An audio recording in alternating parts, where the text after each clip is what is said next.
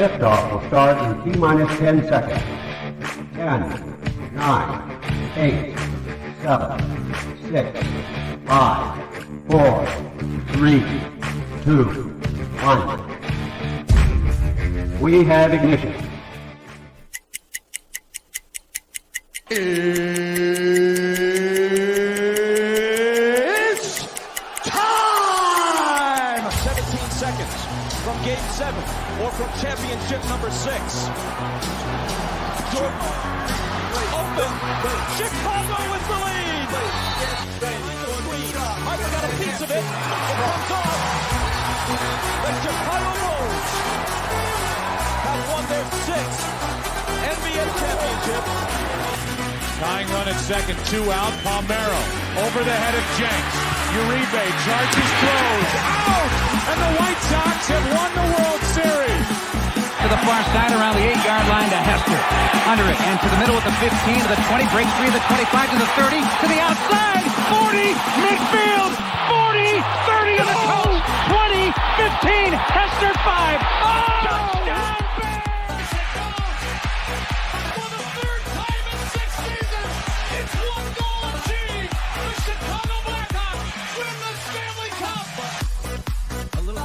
Slowly toward Bryant. He will glove it in front of Rizzo. It's in time. And the Chicago Cubs win the World Series.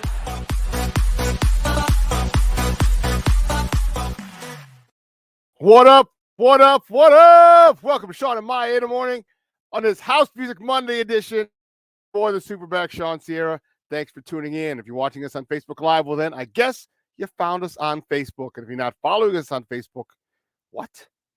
Listen, go to Facebook, type in Sports Zone Chicago, click the like button. Now you're following Sports Zone Chicago. Simple. But wait, there's more. Go to the show's page. Go to Shawn and Maya in the morning. Like that page as well. So not only are you liking Shawn and Maya, not only are you liking Sports Zone Chicago, but you're liking Shawn and Maya in the morning as well. Now, if you're watching us on our YouTube channel, excellent. And if you're not subscribed to our YouTube channel, for real. All right, listen, go to YouTube, type in Sports Zone Chicago, click the subscribe button, okay? But also click the notification button. That's the bell right next to it. And that'll let you know anytime a show from Sports Zone Chicago is going live. You get it? You got it? Good. If you're watching us on our mobile app, I like that kind of party. And if you don't know we had a mobile app, where have you been? We have our own mobile app. So here's what I need you to do, all right? Wherever you get your apps from, it doesn't matter. It doesn't matter where you get your apps from, whether it's iTunes, Google Play, Amazon, Walmart, Kmart, 7-Eleven, Zayre, Zemsky, Macy, Montgomery Ward, Venture, Woolworth, okay? Wherever you get them from, you go there, you type in Sports Zone Chicago, you download it, you take us with you on the go, so not only do you get Shawn and Maya in the morning 3 days a week, not only do you get our other live shows throughout the week, not only are they archived there like they are on Facebook and YouTube, but I'll tell you what, we give you a slew, and I mean a slew of articles, thanks to my man Clarence Council the Third. Big up to Clarence for keeping you abreast of all articles Chicago sports related. Now, if you're watching this on our Roku channel, I like that kind of party, baby. Man. And if you don't know, you better ask somebody. We have our own Roku channel.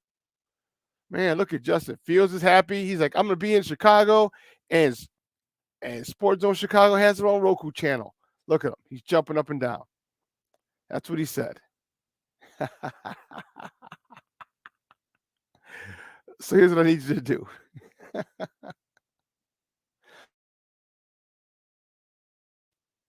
I need you to download Sports Zone Chicago's channel. All right. I need you to download it right to your television if you have a Roku TV in the house. Okay. And many of you do.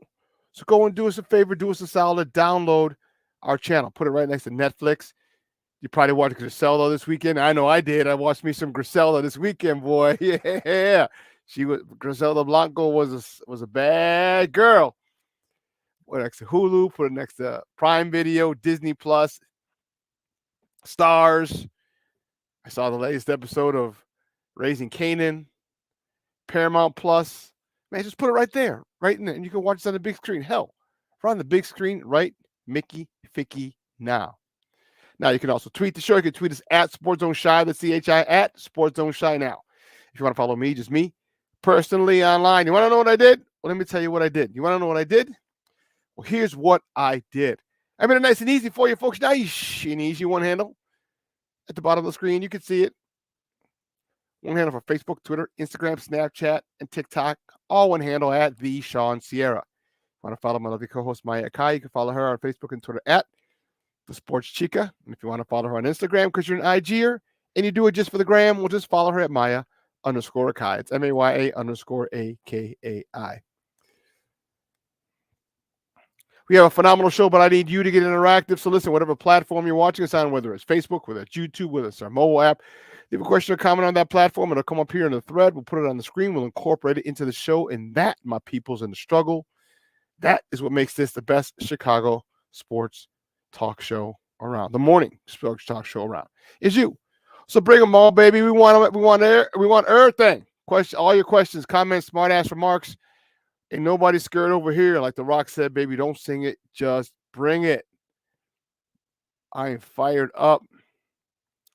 Let's see who we have in the chat today. The chat is jumping already. You can tell I'm still have some remnants of the little flu I had or whatever. The little flu I had, or a little bug I had, let's say that. This is probably my buddy Hirsch. So if it is, at least show yourself.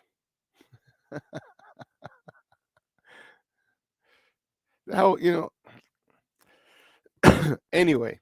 Yeah, so you hear the remnants of, so I was upset. I'm not upset. I was under the weather.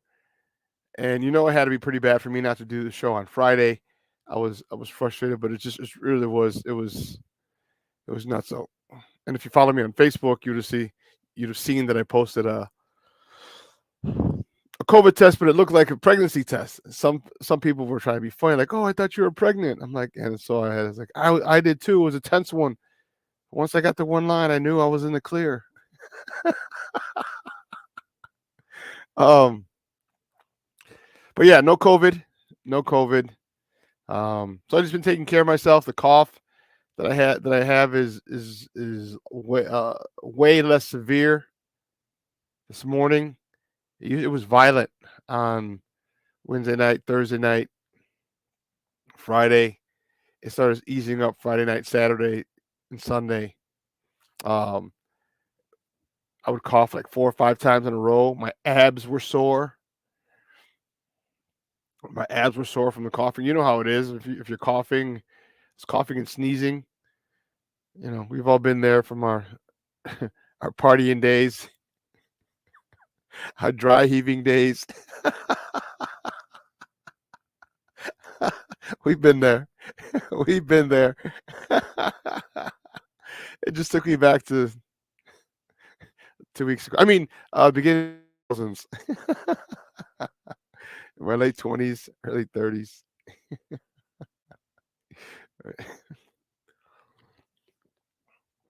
Yeah, so you may hear a little crackle.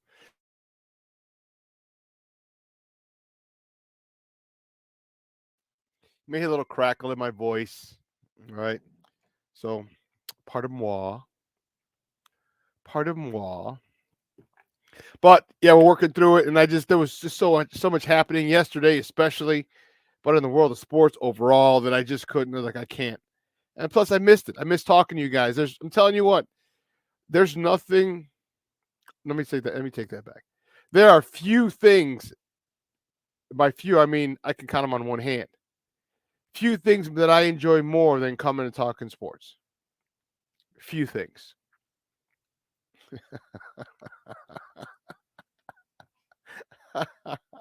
Few things. Some are pretty obvious, but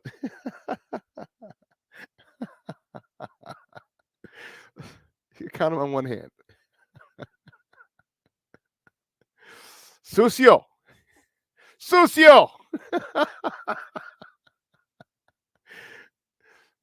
For all my people who know what that means, you're laughing. For those who are like, what the hell is Sucio? That's quite all right. Well, listen. Let's see who we got in the chat because you guys are jumping. Oh, man. Vernon, Fairly in the Mickey Ficky house. You had a dream last night. You like Madonna? It's like a dream. It is not what you seem. Last night I made a terrible decision. Ended up having his fans crying like the cowardly lions while lose yourself. Now that's actually pretty funny, Vernon. Lose yourself. So you know what my question is? What was Eminem screaming in the press box when Dan Campbell didn't kick the field goal? Where's the phone footage of that? Where's the video of that? I want to see what Eminem was screaming in the press box or in the suite when Dan Campbell didn't kick the field goal twice. I went for fourth down twice. Didn't convert on fourth down. Where's that video? I'd pay for that video. Oh, that's nuts. So, Cornelius Squalls, what up? Yes, Papa. Yes.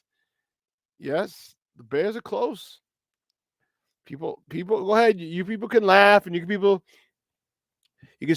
can still be these old mudgy curmudgeon, stubborn, or the new wave. The Bears are so far away, didn't it? No, they're not. And I heard this morning the Bears are far away. No, they're not. No, they're not. Now there's still a sizable gap. We are so much closer to where we were 1 year ago today. We were miles away. Miles away.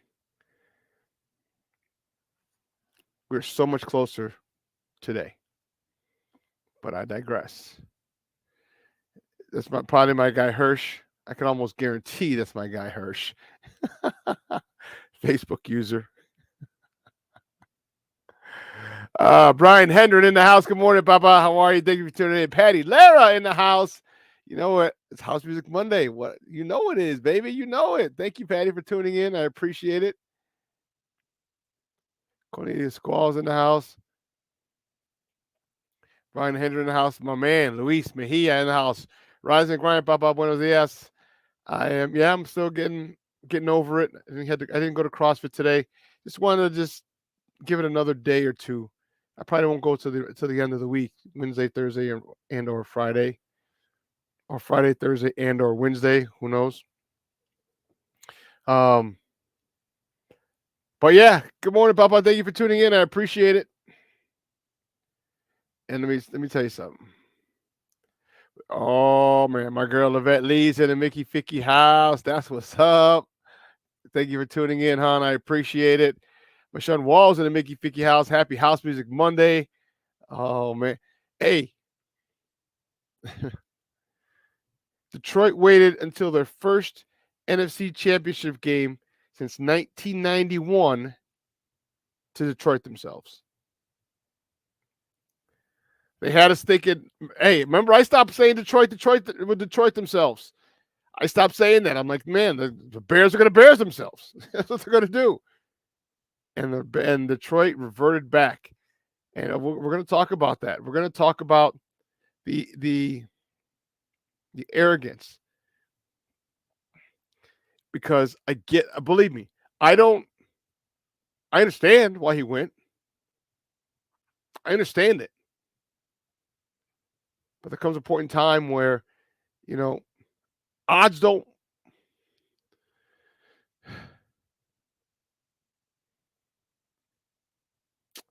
Your good luck runs out. Okay? And conventional wisdom needs to take over at a certain point. Common sense needs to take over at a certain point. When you're dancing with the devil for a long time and you're winning, you can't continue to do that. Not now. Not in this game. Can't do it. Nope. Can't do it. Here's my man Armando Emeterio. Lara. Junior. What up, Junior? Hey, good morning, Papa. How you doing? How you doing?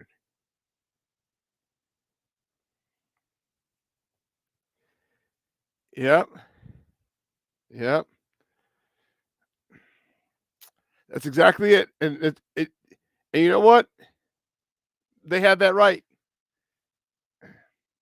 Because you know what? If Lamar would have won or got to the Super Bowl, I would have like, okay, see, there you go. You can get there. They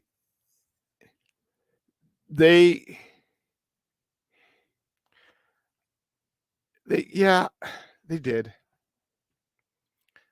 Too many missed opportunities. Drop passes.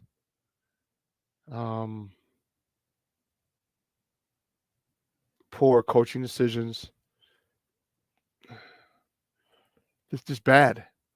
Bad.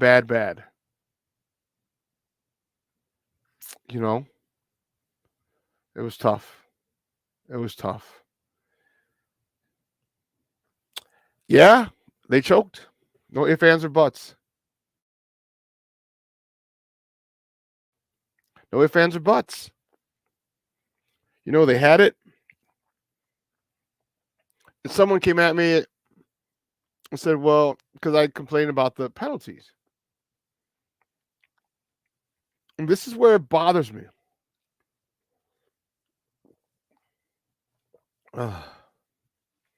This is where it bothers me.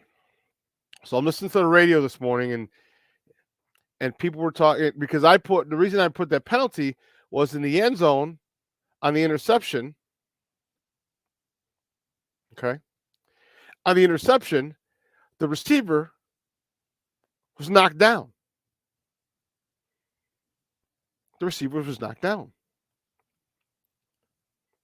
Okay. And then on the radio this morning, David Hawes says, yeah, but there were guys in front of it. It was going to be intercepted anyway. I said, well, wait. And I said, wait, hold on. So just because it was going to be intercepted, the penalty, you get to commit a penalty. You get to push the receiver down before he has a chance to catch the ball. Because have we never, ever seen the ball go through the hands of a defender? Have we never seen that? Have we never seen the ball go through the hands of a defender and the receiver catch it and go, oh, how the hell? It was almost a pick. I should have had it. That's never happened in the NFL. So since that has happened, then you can't not call the pass interference on the receiver in the end zone for Baltimore. You can't.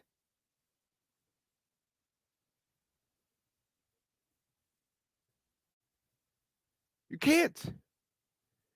can't not call it. Because you don't know if the ball's going to go, if he would have legitimately had a chance. And people were coming at me, and I'm like, no. I said, it's not about Baltimore screwing themselves with the fumbles and the taunting penalty by Zay Flowers had a shit game. Zay Flowers had a shit game. All right? You made two big blunders. And there's one overriding theme from both of those games. But Zay Flowers really cost his team big time. My thought was, just because they're having a bad game and shooting themselves in the foot doesn't mean that penalties shouldn't be called if they occur. Doesn't mean that. Just because they dug themselves in a hole doesn't mean that the officials need to continue pouring dirt back into the hole and making it difficult for them to come out of. Because that's not fair. A penalty is a penalty, whether you're up 20 or down 20. And the oversight of it, and it's so funny. And this is what bothers me with people. This is why I lose my shit so much. Because you'll say something and someone will bring something else and make that the focal point. Like, no, I started this fucking question. I started this conversation. You don't get to change the topic to fit your fucking agenda. I said the referees were screwing them, and they were not giving them a fair shake. Well, they're screwing them. Well, how about the bad play? I'm not talking about the bad play call. I'm not talking about their own their own missteps. I'm not talking about the drop pass. I'm not talking about that. I'm talking about penalty with these things that need to be called down the middle when they're favored in one way, when they're overlooked in one way. And why? Because they've shot themselves in the foot. That doesn't mean you get to shit on them even more. It doesn't. You still need to call the game the way you see it.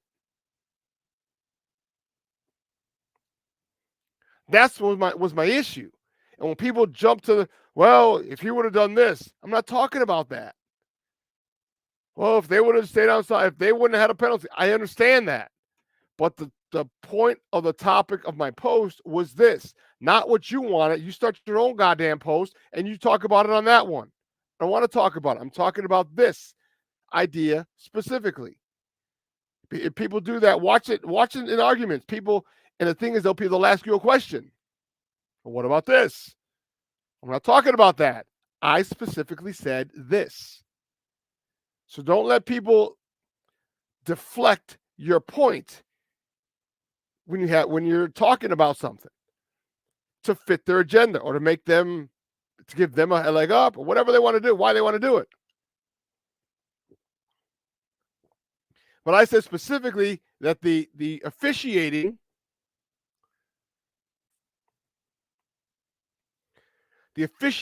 was hurt the Ravens. They were not called. Well, the Ravens shouldn't have got the foolish penalties. I understand that. That has nothing to do with it. You standing over, you taunting a guy, that's 15 yards. No problem with it. But you cannot overlook a pass interference call in the end zone because you think it's going to get picked off by a guy. Yes, it ended up getting picked off, but you don't know it. The dude was down. I mean, it was horrible. It was bad. I'm like, when they showed it again, I'm like, how do you not call that? But I understand. You know how I know? Because of this. Junior, you get it. You understand? That's it. That's it. End of story. What have I always told you? Follow the money. Follow the money. Follow the money. Do you realize that? So I'm at my cousin's house yesterday. I was gonna come home and meet up with some buddies, but we were at my cousin's house from the night before from her son's 21st birthday. And she's like, "Why don't you just stay and watch the games?" And I was like, and I had Mom's with me. I was like, "Ma, do you want to stay?" No, I didn't say that. I'm sorry. My cousin Marlo asked, she's like, "Oh, Tia, do you want to just stay here and watch the games?" I was like, "Yeah, sure, no problem." I'm like, I had plans. I'm like, "All right, cool, that's fine." I guess I still come dealing with getting over being sick. Okay, cool, it's fine. So I call my guy, like, "Yeah, we're gonna stay out here, whatever." So her friends came over. Her friends for 15, 20 years came over, and they have a daughter who's 10. And you know who she wanted to see? Taylor Swift and Travis Kelce. Junior, you're right. This is exactly it. That's exactly the nonsense. Exactly the nonsense. Why do you think Kelce's in all these commercials now? Because now he's part of that crew, part of that group. You know, the one that Cat Williams will never be part of. You know, the Kim Kardashian, Kanye West group that that Cat Williams will never be part of. Yeah. Black Diamond, what's up, Papa? How are you? Good morning. Where's Black Diamond? There he is. Yo. But it was good. It was good. It was a good time yesterday. Let's not forget, the Bulls played yesterday. Big win by them. A lot of the youngsters got some time, got some tick. The Hawks are off the All-Star games this week, so they're done for a while. It's left of the All-Star break. We got some baseball news. Got some more Bears news. Man, we got a lot coming up. There's a whole bunch of stuff coming up. Let's see who else. We got new comments.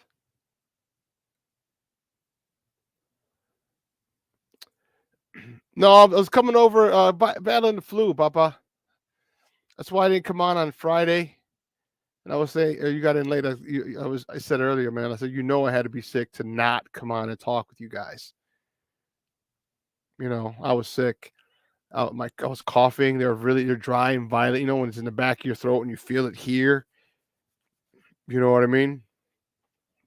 Yeah, it was bad. It was really, really, really bad. Like I said, I took a COVID test, and it's like, taking care of moms, had to make sure that I didn't have COVID. So, yeah, I'm better. I'm much better. I'm much better. I mean, you might hear my voice crack like fucking Big Peter Brady. Like, when it's time to change.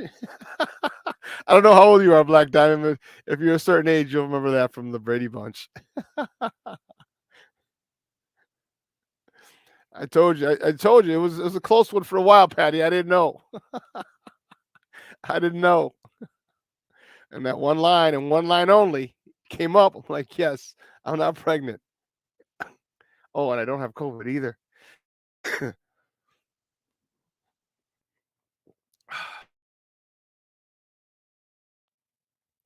Oh, my goodness, that's funny. But listen, here's what we're going to do. We're going to take a quick break, and on the other side of the break, it'll be time for our first segment.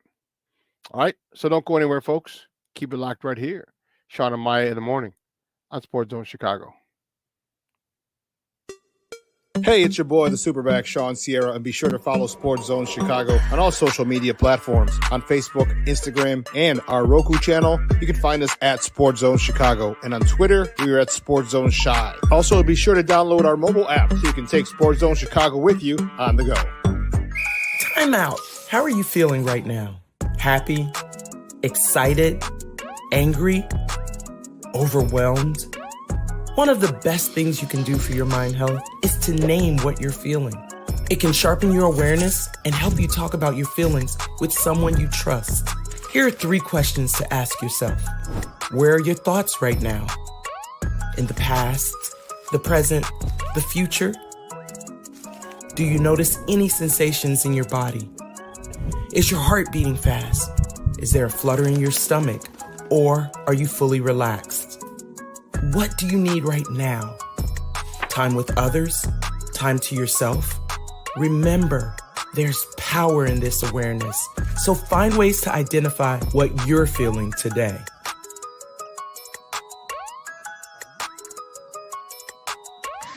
Hi, guys. Hey. Hi, Megan. Hey, Jessica. Megan, you're a tramp. Brian Fitch told me you guys made out. Everybody knows. He said your breath smells like garbage. And he almost puked. He says you're the most desperate girl he knows, besides your mom. How many boyfriends does she have anyway? Lots? Your makeup makes you look like a clown. That zit is huge, zit face. Ugly.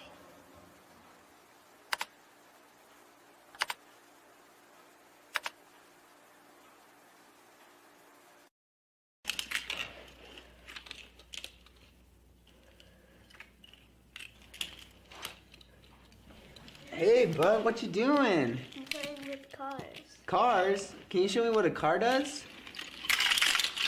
Whoa, whoa, whoa, whoa, whoa. Hold on a second. First of all, this is a school zone. So you need to put down your cell phone, stop texting, and let's get to driving. Now you're coming up to a stop sign, right? You need to slow down and stop before you hit that Y line. I want you to look left, right, left. You don't want to get hit by a car going on your left, and to your right to make sure you don't get sideswiped by a guy coming from your right. You're coming, and you see a crosswalk. You better slow your horses down, because the #1 rule of driving is always yield to pedestrians. Now stop pull over, and you are done driving. Gosh, what do they teach you kids in school nowadays?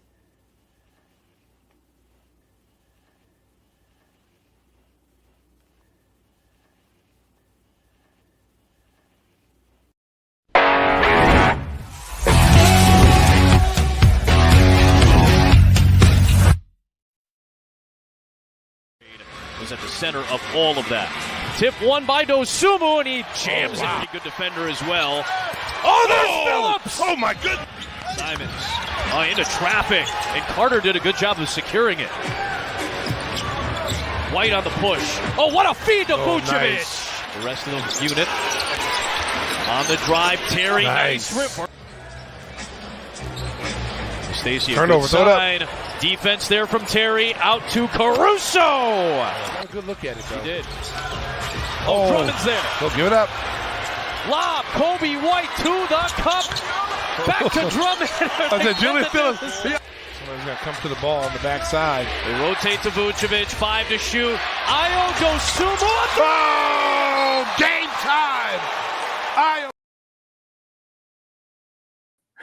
Welcome back to Shawn and Maya in the morning on Sports Zone Chicago. Those clips courtesy of NBC Sports Chicago. I'm sorry.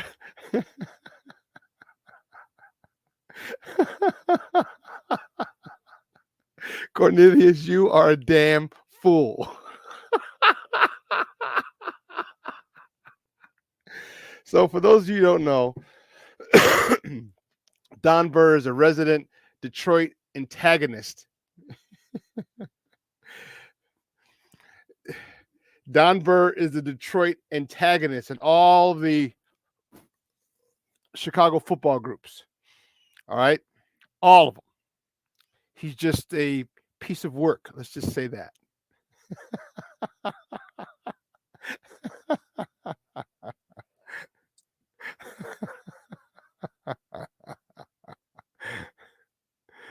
Oh my God. So Cornelius is like, somebody check out doing wellness check.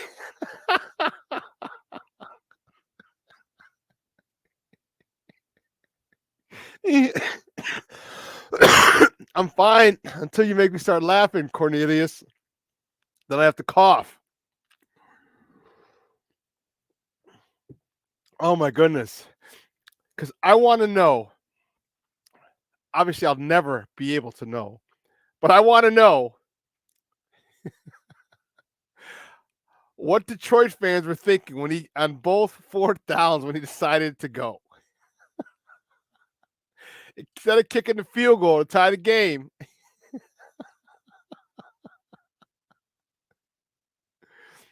how many people were okay with it? How many people were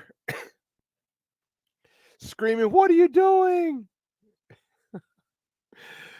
Oh my gosh, that's hilarious.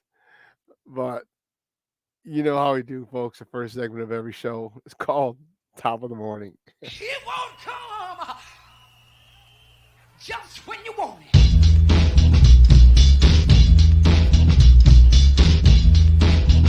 Top of the morning to you. Top of the morning to you. Top of the morning to you. Yeah, baby. Where we gonna go? Where we gonna go? Where we gonna go? First top of the morning topic. Woo-hoo. Did I do that? I didn't do that yet. Yeah, I would do it. The Bulls. The Bullies, baby. The Bulls with a big, my Bullies with a big win over the Portland Trail Blazers, 104-96 up in Nike Town. Let me tell you something. Great stuff. DeMar DeRozan led the way, 20 points, 7 boards, 6 assists. Kobe White chipped in 15 points, 5 boards, 9 dimes. And Drummond, 15 points, 7 rebounds. But what I was really excited about was the youngsters. The youngsters are playing better. They're all up and down. You know, these youngsters are all up and down this score sheet. It's box score. All right? This is what I'm talking about. This is what gets me excited. All right, yeah, Dan Terry. I know he only had 3 points. 3 points, 2 assists. Okay. But that's in 8 minutes. Jalen Phillips, 11 points. Okay. Juwan Carter, 6 points. Okay. This is what I'm about. Terry, Phillips, Carter. Get these guys some time. And they look good. Like I said, Jalen Terry only played 8 minutes, but he gave you 3 and 2. 3 points, 2 assists. Okay. This Bulls team is really, and now is the time where you can, I don't want to say sneak them in, but now is the time of the season when you can start putting these guys in, getting them some tick. You can put these guys in, getting them some valuable minutes. And I get it. There's a thing called minutes. What the hell's going on over here? You got a cop car going out here? What the hell, Bobby? It's crazy out in these parts. But, well, all minutes are valuable. Some are more valuable than others. But right now, you want these youngsters to get just playing time. Just get out there. What you want these youngsters to do is to not be worried about getting in the game. Not be worried about, well, I have 5 minutes or 7 minutes or 10 minutes today. I got to do. No. You want these youngsters to be excited to get out there and play, like ready to contribute. You don't want them having apprehension, worried about how much time they have. You want them going out there saying, man, I get a good amount of run. So Phillips had 23 minutes. All right. Carter had 11 minutes. I know Terry only had 8. But 23 minutes for Phillips. That's a nice tick. You don't have to worry about, oh, I'm coming out. If I make a mistake, if I do this. No. He didn't have to worry about that. Okay? This is what you want. You know, Torrey Craig didn't play. He was an injury. Pete Will didn't play due to injury. Okay? So these youngsters got a little more tick, and good. Good. Because you're going to see later in the year, they're going to make one play in a game. Okay? One play in a playoff. And it might be the only play that they make, but it's a huge play. It's an impactful play. It could be the play that changes the course of the game. And why are they going to be able to do it? Because they're going to feel comfortable and confident going into the game, because they've been in the game with these guys. They've been in the game with DeRozan and Vooch and Kobe and AC and DeSumo. They've been in these games throughout the year with them, so they're comfortable and confident when they're out there. So even though those guys didn't play because of injury, there's always a silver lining. What did I tell you guys? Everything is about perspective. Life is about perspective. You can sit there and say, damn, we didn't have P. Will, we didn't have Torrey Craig, we didn't have this. Or you can say, okay, man, these youngsters get to play. These youngsters get to shake the rust off or shake the nervousness off. And the longer those guys are sick and the more these guys get to play, the less nervous and robotic and apprehensive they are when their number's called. This is why they're winning. This is why they're winning. Because his team is playing at a good pace. And when you get guys out there, the style of ball that we're playing, it doesn't give you a lot of chance to think. They're reactive. You saw in the highlight. Who was it? I didn't see who that was. Who tipped the ball? It was Alex Caruso tipped it. Let me see. Was at the center of all of that. Tip won by Dosunmu, and he jams it. Pretty good defender as well. Oh, there's Phillips! Oh, my goodness. Simons into traffic, and Carter did a good job of securing it. White on the push. Oh, what a feed to Vucevic! Nice. The rest of the unit on the drive. Terry, nice rip. Stacey, Turnover, throw it up. sign. Defense there from Terry, out to Caruso. So you saw that was Caruso to Terry. Purdue went by Caruso. Caruso tipped it, knocked it away, got it to Terry. Terry tossed it up, got one of his assists. All right, one of his 2 assists. Okay, stuff like that. And you don't think about it, but that's an assist. Yes, it was caused by Caruso, the steal, but the assist still goes to Terry. And do you understand how important that is when you go as a youngster who hasn't really done much, and you go and you start to see numbers piling up in your stat sheet? You start seeing that. Oh, damn, I did it. Oh, okay. I'm not happy with 3 points and 2 assists, but boom, it's a hell of a lot better than 0 points and 0 assists. You know what? Then maybe he'll get 5 or 7 points. Maybe you get a couple of rebounds and a couple more assists. All right, you start building. You get him confidence. And that's what this team needs. That's what these boys need. Staying with the Bulls host the Raptors tomorrow at the United Center. All right, tip-off is 7 p.m. Central. You can watch that game on NBC Sports Chicago, or you can listen to it on their flagship station, 670 AM. That's terrestrial radio, if you like. The next top of the morning topic, which way do we go? Which way do we go? Which way do we go? Oh, yeah, the Cubs. Look at the Cubs making some moves. How about them there apples, huh? The Cubs signed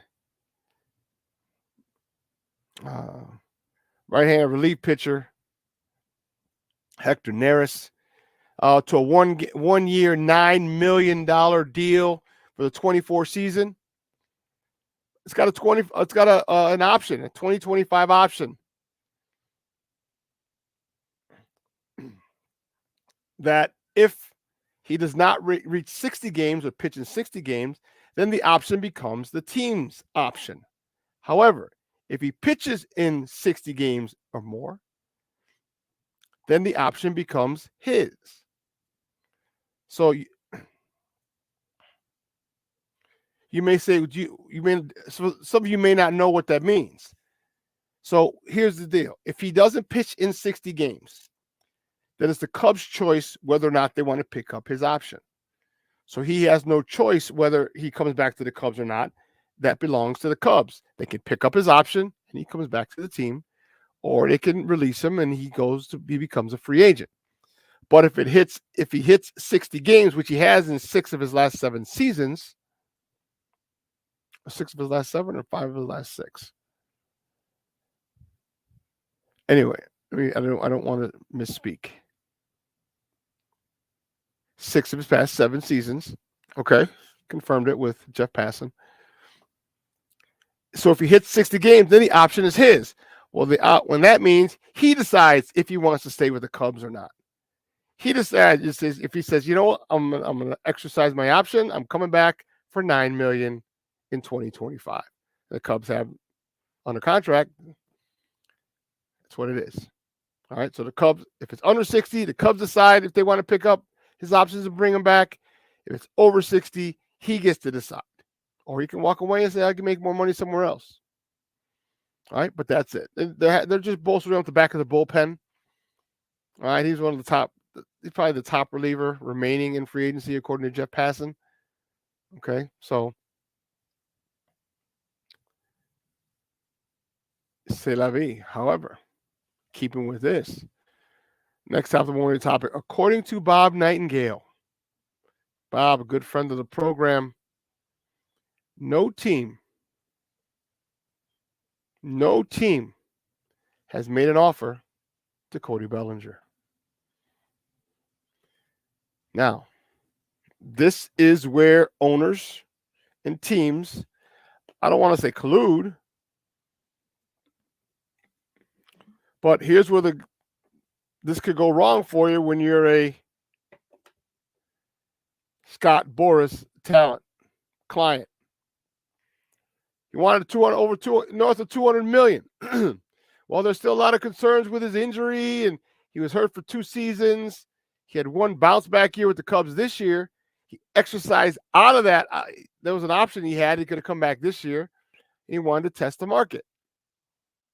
Well, he's testing the market. Well, Cub fans, you may get your wish. This is the best thing that can happen to all of you guys, all you Cub fans. And by all you, I mean it should be damn near all of you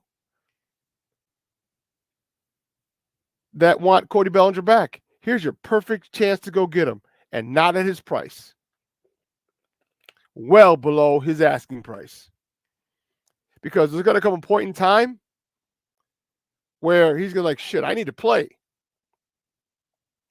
And nothing else I can do. I mean, unless you're going to work on Wall Street, ain't nothing else I could do to make me a couple million, 18 mil, 20 mil a year.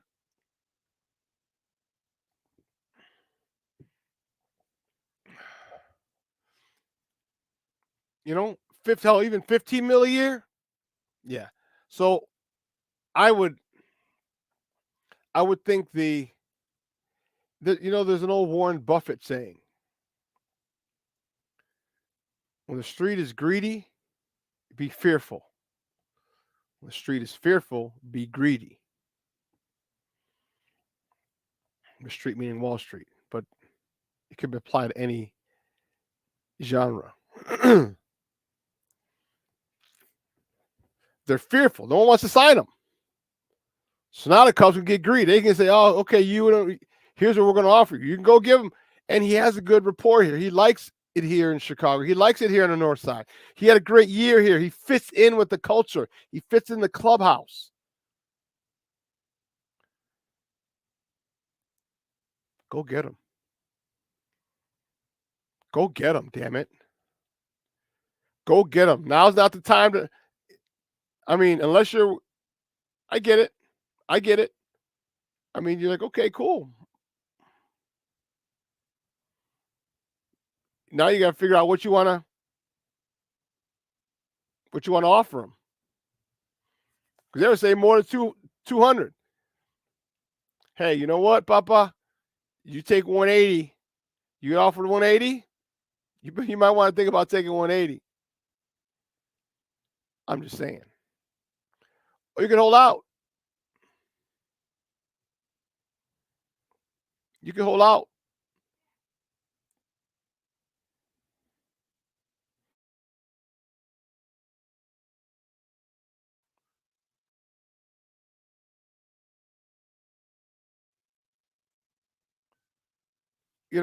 You got, you came at the league with 200 million starting. Yeah, I don't know if you're getting that now. So you better, what do they say now? Pivot. You better pivot. You better take the best offer available. Cubs, make him a fair offer. All right, 6 years, 18 a year.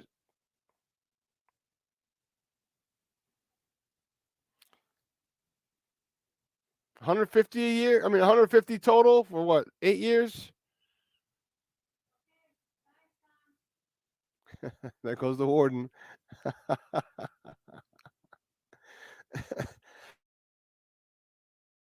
She's heading to CrossFit class. I got to go pick her up after the show. But Cody Bellinger's free. No one's offered him. Offered him. Not even signed him. Offered him. Go get him. Cubs. Go get him.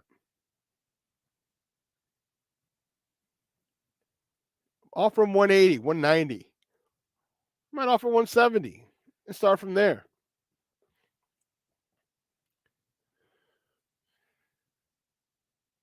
Yeah. 170. 8 years, 170. 20 plus a year. That's doable.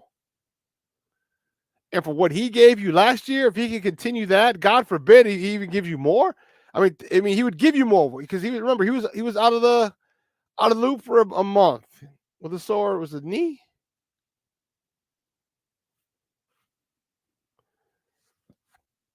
Yeah, come on now.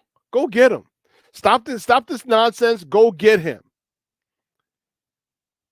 If the Cubs want him, they will. It'll be quick. It'll be quick. I think the Cubs did a great thing. Just waited, laid in the cut. We're just like, all right, we'll see what you have. We'll see what you have for offers. Oh, now you don't have any offers. What a tangled web we weave. So, go get him.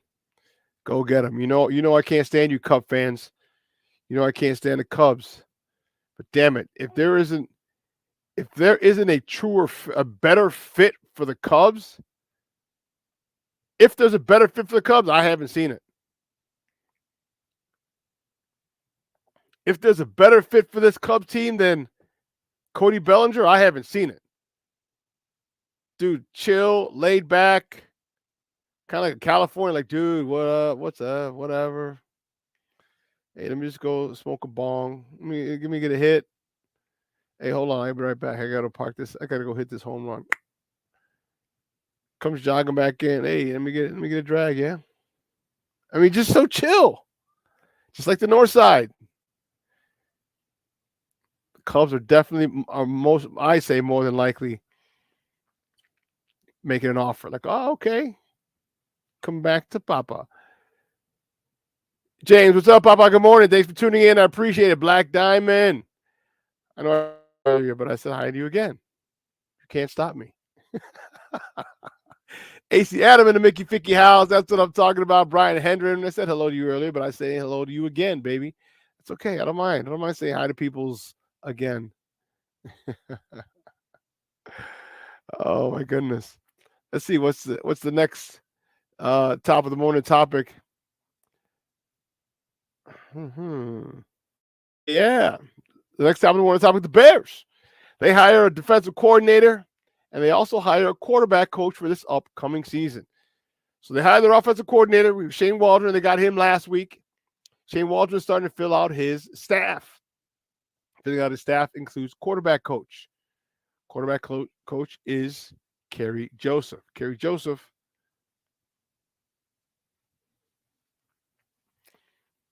comes to him from Seattle, where he's worked with him, and I think that's important. All right, he's with the New Orleans. His resume reads as follows. Let me get this.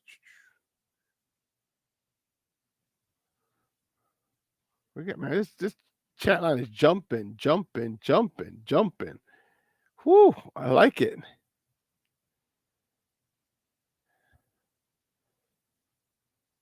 Yeah, so here's his.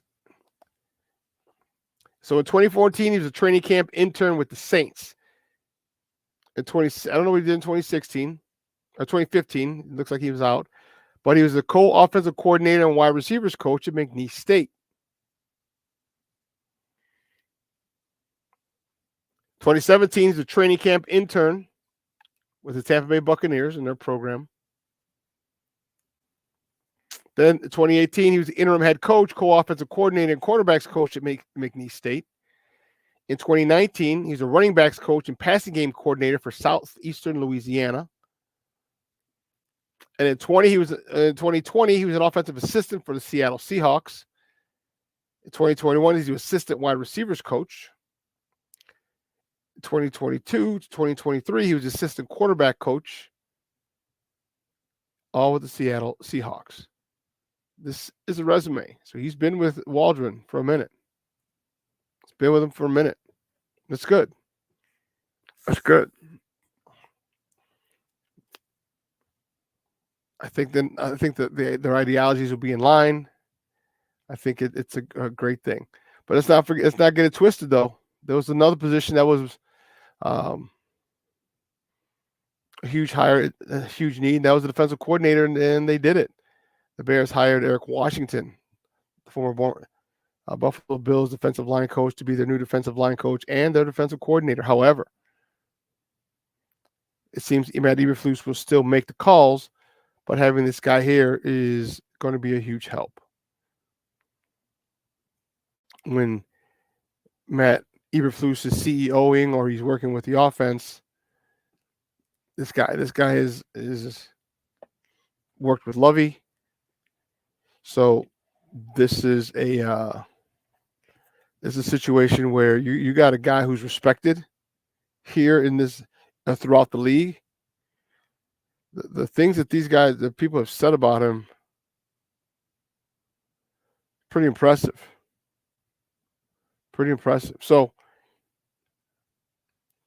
Eric Washington, their new defensive coordinator in title only, but I think he'll have a little more than just title. He's worked with quite a few defensive linemen. Brian Burns from the Carolina Panthers raves about this man. I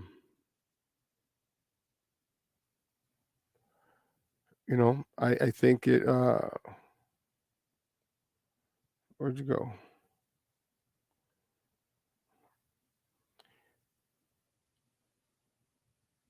Yeah, Brian Burns really likes him, man. He really, really, really he speaks highly of him, and he helped him apparently. There you go. Let's see his coaching resume. Wow, he started in '97 at Texas A&M as assistant coach, and in 2001 to 03 assistant coach at Ohio. And he's local connection too, because in 04 to 07 he was a Northwestern D-line coach up in Evanston. And after that, in 08, 09, he was a defensive assistant here with the Bears. In 2010, he was a D-line coach with the Bears. All right, then in 2011 to 2017, he was a D-line coach with the Panthers. In 2018, 2019, he was D coordinator with the Panthers. In 2021, he was a D-line coach with the Bills. All right. 2022, he was senior defensive assistant and defensive line coach for the Bills. And last year, he was the assistant head coach and D-line coach for the Bills. And obviously, this year, he is the D coordinator, D-line coach, D coordinator. It seems like we're grooming a legit D coordinator. Definitely going to take advantage of him while he's here, because he's only going to be here short. He's not here for a long time, just a good one. He'll be here for about max 2 seasons. So we got a lot coming with this guy. We have a lot. So I'll look forward to his expertise. I look forward to his coaching style. And I look forward to this season coming up. But what I also look forward to is we're going to take a break. And I'm looking forward to our guests coming up after the break. And that's my mans and them. All right. He works for Yahoo Sports. My man Frank Schwab is going to come on and talk about a couple of these games yesterday. Well, there were only 2. There were a couple, only 2 of them. But also, we're going to get into some of the assistants, the OC and DC for the Bears, see what he thinks about the hires. And then what he thinks how far the Bears are away. I mean, if you saw, the Bears literally had the Lions for, 7.5 quarters? Hell, it could be 1 game and 3 quarters and 14 minutes. No. Yeah, 14 minutes, the last 5 minutes. That's 6 minutes of the games when they blew it. How far are the Bears? So we're going to ask our guest. You know him. He's a good friend of the program. He's been on plenty of times. I can't wait to ask him those questions. So, guys, keep it locked right here. Don't go anywhere, folks. My man Frank Schwab from Yahoo Sports coming up next right here on Shawn and Maya in the morning on Sports Zone Chicago.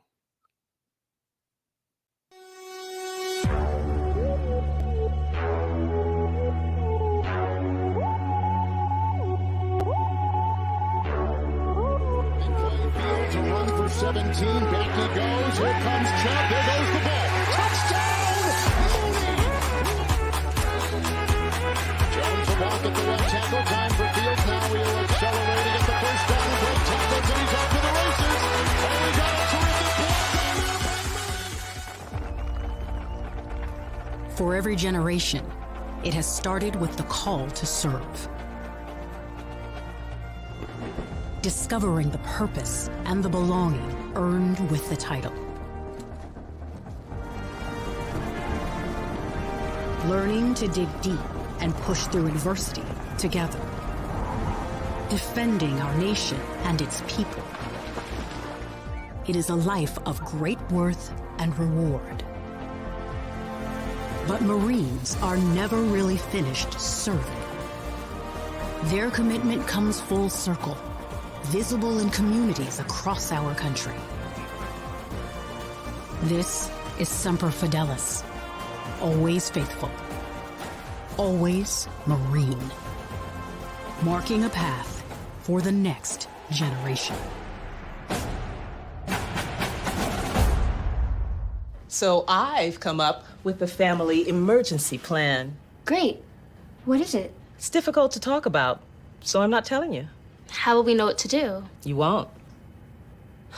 I'm so glad I won't have to remember anything. And me too. Thanks for this, sweetie. Talk to your kids about who to call, where to meet, what to pack. Search Ready Kids at nyc.gov or call 311. First down, another fake. Come with Jamison Williams, the speedster, has a block. Williams cuts up, 25, 20, still on his feet. Jamison Williams scores! Montgomery on second and goal, surging his way forward. He's in! Touchdown, Detroit. When they get there. McCaffrey, second and goal. Up and in! Touchdown, San Francisco.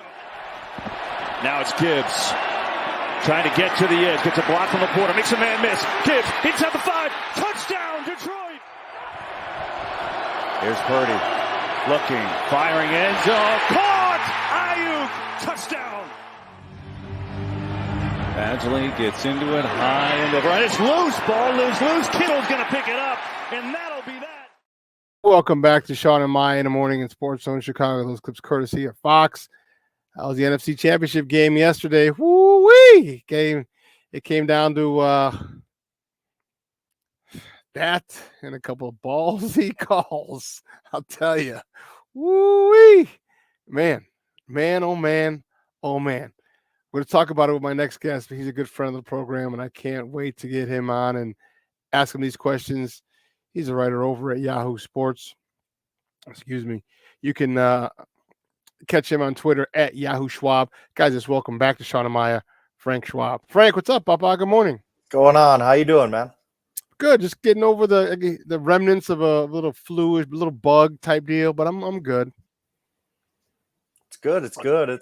I'm sure we had some exciting football yesterday. It cheered you up a little bit. I mean, dude, that was definitely insane. a couple of. I mean, I don't know if they're both great games, but they both gave us a lot to talk about, didn't they? They gave us a heck of a lot to talk about. And we'll start with the NFC game first. You know, that was the second game of the two games yesterday. The 49ers looked not very good for a while. Brock Purdy looked a little, Mr. Irrelevant-ish, for a lot of the game. And all of a sudden they turned it on, and it seemed like a switch, Frank.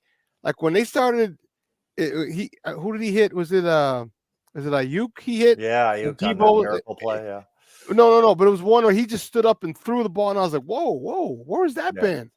And it seemed like that was the time where they switched, and all of a sudden now that offense got in rhythm, and defense, they did a good job, Detroit did, of keeping them off rhythm or out of rhythm, but they finally were able to do that. But the biggest thing, I think one of the biggest factors was Dan Campbell. Talk to me about that.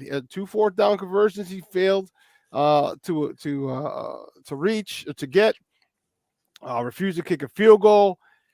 Talk to me about that River Bowl gambler style. Did it come back and bite him in the ass?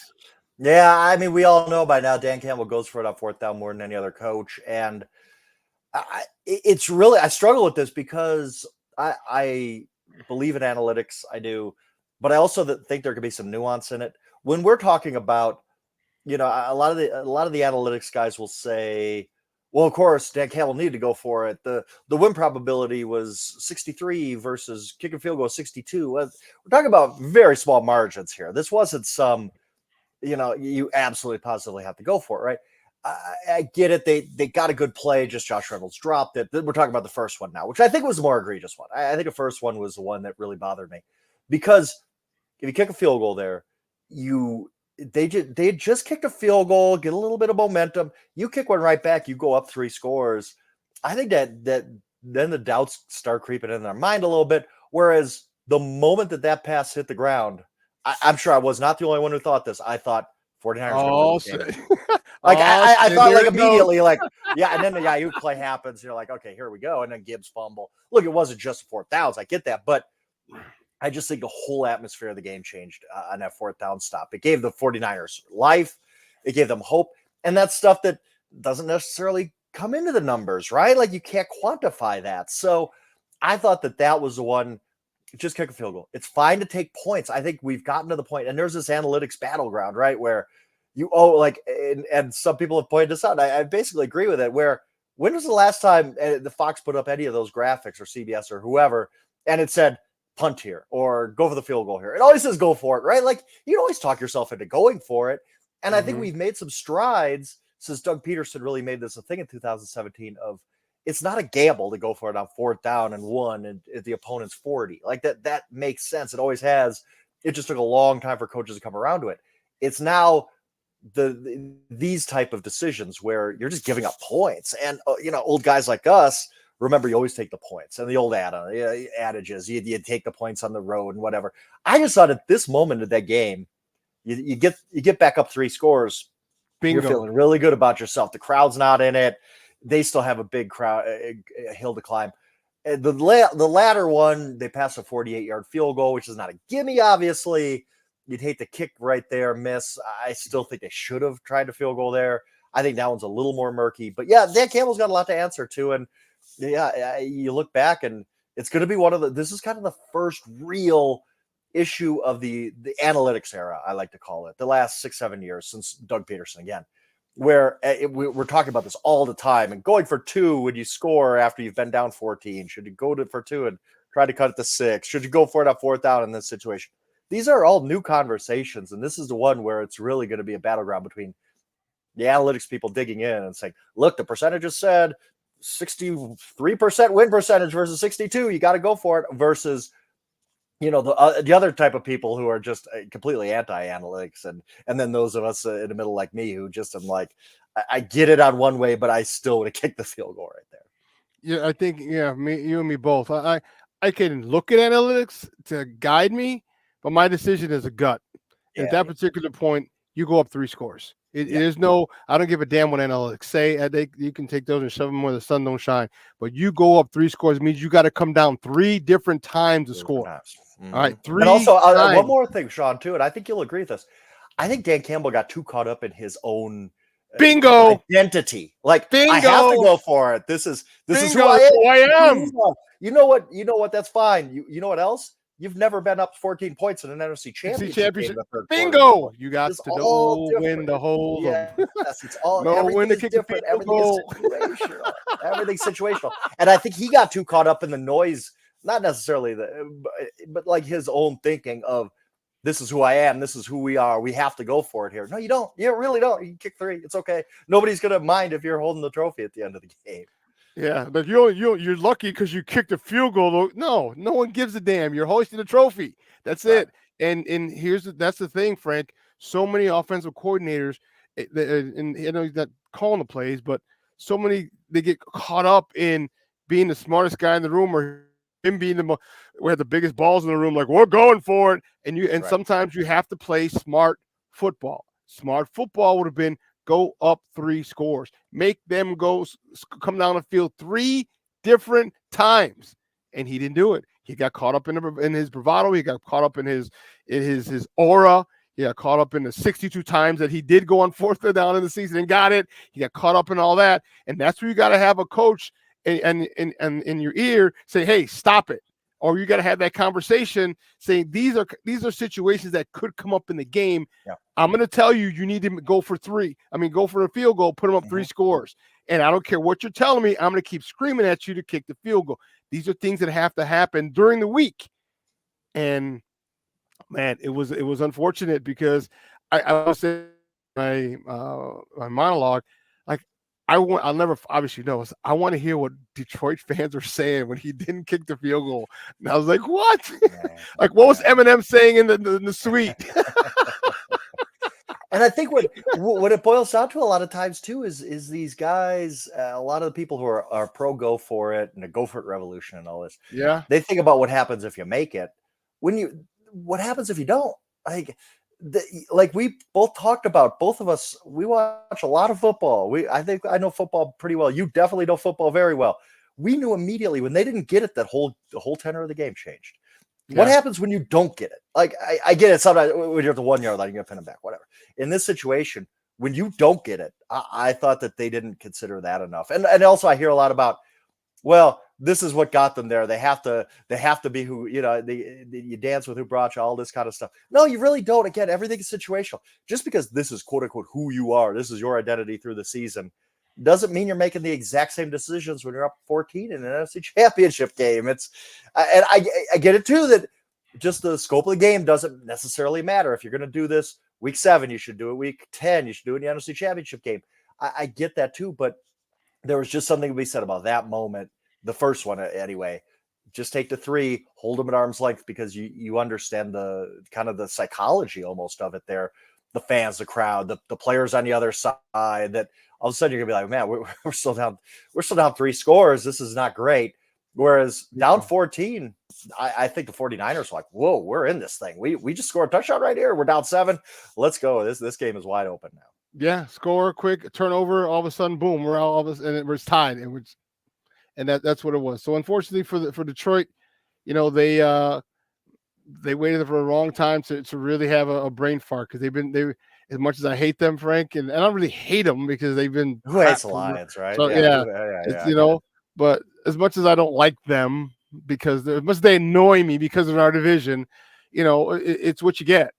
All right, It's what you get, and this is what happens when you start feeling yourself. And I feel that about my Bears sometimes. They have a good play and they start dancing like, "Nah, homie, you just lost 12 in a row. Shut the hell up and get back in the huddle." Like, I understand you're excited, but chill. Think of big picture. What are their chances of being able to get back? And that's the thing. I just wrote about this, and I think there's a lot of look. You know how the NFL is. Unless you're Patrick Mahomes, it's a year-to-year league. Look at the Philadelphia Eagles. What were we saying about the Philadelphia Eagles after Super Bowl last year? Oh, they're going to be right back. This is the start of something big. They're going to win multiple titles. It doesn't always work that way. In the Lions case, and this kind of comes back to where you are, I think the rest of the NFC North has a big say in this. Packers had the youngest roster of football, and they won a playoff game. The Bears got hot at the end of the season with a young roster, and they got the number 1 pick. Even the Vikings have pieces. They're not a terrible team. There's no guarantee the Lions just pick up right where they left off. We sit here, I give you every reason why the Lions are going to be back in the spot next year. Young roster, great draft class. They have the 7th most cap room in the NFL. Good foundation with their coach. There's no reason I can sit here and tell you right now the Lions won't be at least as good next season. But this is the NFL. It does not work that way. It is a year-to-year league, and it's hard to just catch all the breaks you need to catch to get there. I mean, sometimes your competition catches up to you. Sometimes you get key injuries. Sometimes the coordinator leaves. Yeah, the coordinator leaves. I was just ready to bring that up. If Ben Johnson leaves the Commanders, and I think Ben Johnson will leave the Commanders. I hope so. That they want him. It's hard to replicate a top 5 offense without your coordinators. We didn't talk about that enough with the Eagles, going back to them. They lost Steichen. They lost Jonathan Gannon. We didn't talk a lot about that. They'll be fine. They got this great roster, and Howie Roseman, Sirianni. And the coordinators leaving meant a ton to them. And if Ben Johnson leaves, that means a ton to the Lions. So, again, Lions have a great foundation. I get every reason why people are like, they're going to be right back. They're good. They're good for the next however many years. I hate the way the NFL works. It's just very, very hard to get back to that spot. And that's what makes this loss so heartbreaking for Detroit. I agree, guys. We're joined by Frank Schwab from Yahoo Sports talking NFL Championship Sunday football action. Woo-wee! Right here on Shawn and Maya in the morning on Sports Zone Chicago. Let's go to the other one. This guy, it's tough to bet against Patrick Mahomes, but you had the the top seeded team in Baltimore at home. Detroit Kansas City had to go on the road for the first time in his playoff history, obviously. So first time in his AFC title game, and he did not disappoint. He didn't put up 500 yards and 45 points. He did what he needed to get done on the road in a game, because it's not always going to be a thing of beauty. And actually, nobody gives a damn. Did you win or did you lose? And unfortunately for Baltimore fans, Patrick Mahomes won. Talk to me about what he did yesterday that got them over the hump. I mean, he was just excellent in the first half, set the tone for that game. I thought they got a little tight in the second half of just sitting on that lead, but it worked. Like you said, like whatever. They ended up doing exactly what they needed to do to win. Because Zay Flowers fumbles, Lamar Jackson throws the interception, but did what they need to do. This Chiefs run is just super impressive, because there was no way going into this game, and I talked about this. I was on the Ravens. I picked the Ravens because there was no way you could tell me this is how the Chiefs are a better team than the Ravens. The Ravens were no fluke. They weren't overrated. They were number one seed for a reason. This was the best team in the NFL. And I thought they panicked. I thought they got away from the run game really, really quickly. I thought that once Mahomes went down in that first drive, they went, Mahomes is locked in. We're in trouble. And I think it changed their entire play calling. I thought that a lot of their players just lost their poise and composure, including Lamar. I love Lamar, but he didn't play well. Like they put up one touchdown. Like that's not good enough at home in the AFC Championship game. And I just think this Chiefs team, really, really impressive what they've done. It's a dynasty now. I mean, you go to the Super Bowl this many times, like Mahomes is just that guy. Like it doesn't matter what happens in the regular season. Doesn't matter what kind of deficiencies are around him. He's just that dude. Like he's unbelievable. He's one of the already 5 best quarterbacks I've ever seen in my life. And he just keeps doing this. Like I just talked about the Lions, like the gravitational pull in the NFL is to always bring you back towards the middle. If you have a taste of success, parity is going to bring you back, and it just doesn't affect the Chiefs. That's how it's just because Andy Reid's awesome. It's because Mahomes is awesome. This defense all of a sudden is really good. I was about to get there. Oh boy. I go into the Super Bowl saying, why would I pick against Patrick Mahomes right now? I like the 49ers. They're a good team, but Patrick Mahomes was against Spags, their D coordinator. What the hell did he do yesterday? Spags was unbelievable. He can call such a great game. Like this team is just so well coached, and they've just look, the whole pregame shenanigans, with them, kicking their tee away from Justin Tucker and all, and taking his helmet away. I thought that was really smart. I thought that was calculated by a championship team to go in there and say, we're not here to be your guest. We're the defending champs. We're coming in here to win this game. We don't care about you. We're gonna play our mind games with you right now, try to intimidate you, because we know who we are. Do you know who you are? Do you know you can beat us? Because here's our rings. I just thought it was a very smart mind game by them to kind of intimidate the Ravens right away, or at least send a message of, we're not here to lose this game. We're here to go back to a Super Bowl, guys. And we don't really care if Justin Tucker's warming up right here, because we got the great Patrick Mahomes. He's trying to warm up. So get your footballs and your helmet out of here. We're trying to win this game. Last question before we let you go. And I appreciate your time, Frank.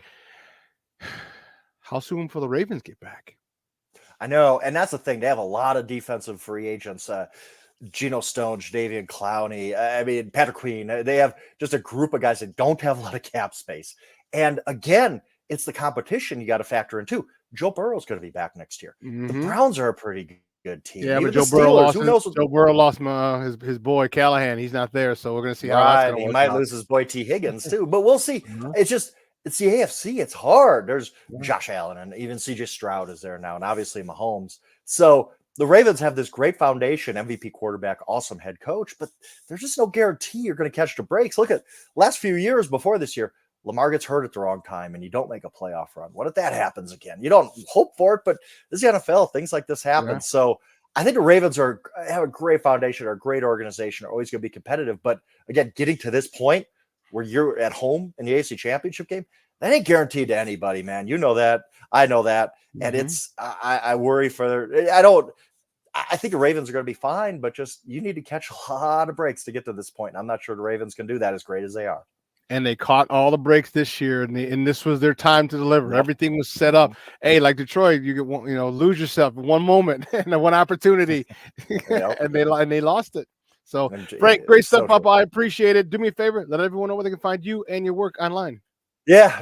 Yahoo.com/NFL, or just hit me up Twitter at Yahoo Schwab. And man, I'm looking forward to the Super Bowl. I hope you are too, because this is a really, I'm fired up, dude. It's a really fun matchup, man. Because it's easy to say Chiefs. And then all of a sudden, when you see that the way that Niners offense got in sync, I'm like, whoa, wait. Right, If they get in sync and that defense, because I don't know if they're going to let Kelsey roam like he did. Right. Now we're 2 weeks to prepare. We're going to find out. We're going to find out. It's going to be great. It's going to be fun. Hey, great stuff, buddy. I appreciate it. We'll talk soon. Thank you. Thank you. All righty. Guys, that's Frank Schwab from Yahoo Sports. Man, I appreciate him coming on every time he does. Good friend of the program. And man, it was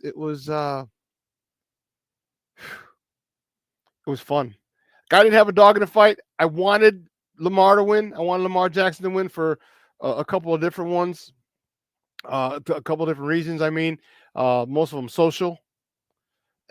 Some football, but most of them for social reasons. I guess social reasons that blend into football.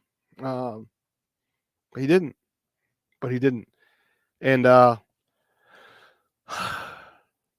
got to put up with all the knuckleheads who say, well, running back quarterbacks can't win it. And well,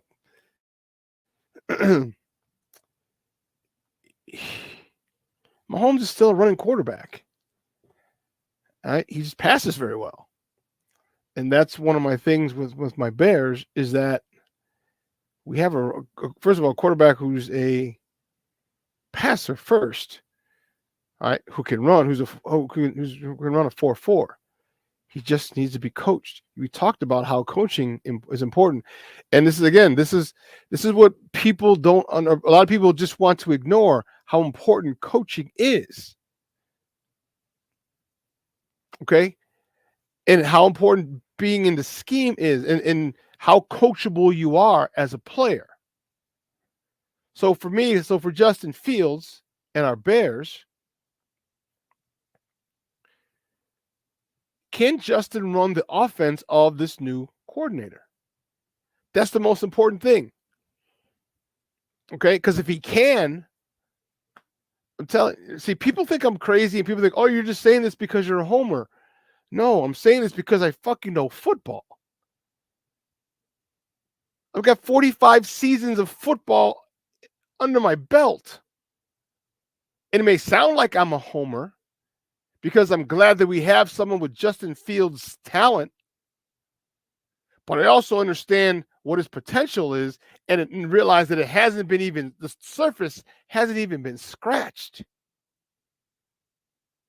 So does this offense, and Shane Waldron is notorious, has a reputation for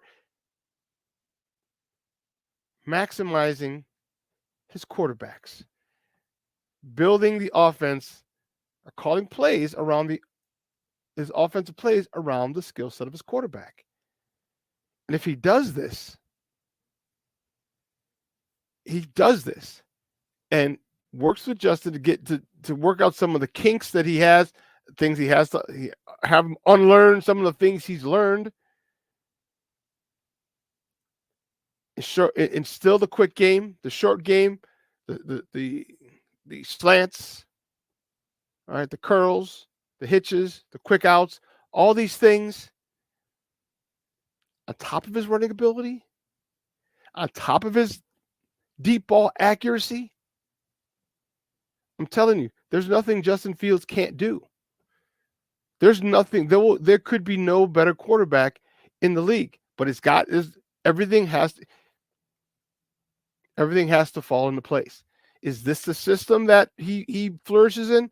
I don't know. Will we find out? I don't know. We might not be able to find out. They may trade him, draft Caleb, and we'll never find out. See, Patrick Mahomes and Andy Reid, man, they hit that. Bingo. Hit the lottery. Perfect match. Perfect match. Who is Justin's perfect match? I'm sitting here and I'm watching this. First of all, Spags, the defensive coordinator. This is not his first rodeo. Okay? This is not his first rodeo. All right? Let me tell you something. That defense yesterday was amazing. And here's the thing. Here's where I get annoyed with people, especially people with agendas. Especially when people say, "Oh, well, don't worry, the talent can overcome this. The talent can overcome the coaching. The talent can overcome." No, it cannot. No, it cannot. You saw a couple of situations yesterday where it didn't overcome it.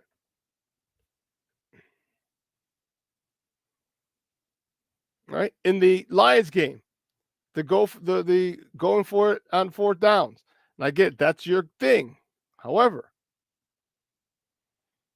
you have to understand when that riverboat gambler shit runs, when it's time to do something different. You didn't know when to do that. You didn't know when to fold them and know when to hold them. Know when to walk away and know when to run. You didn't know. And the thing about it,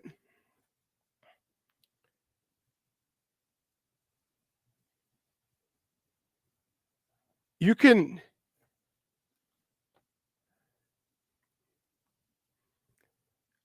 ask Detroit if they'd rather be complaining about Dan Campbell kicking the field goal and only winning by 3,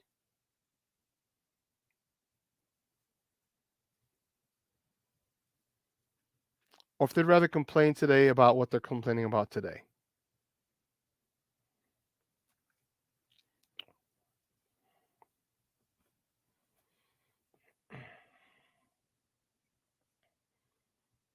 Ask them that. Because there comes a point in time where your shtick, it has to go. And this is why coaching is so difficult. This is why analysts can go fuck themselves. There's a feel. Okay, so this is why, like when people when you get jamokes, like I figured out what I'm going to tell people who want to come at me on Twitter.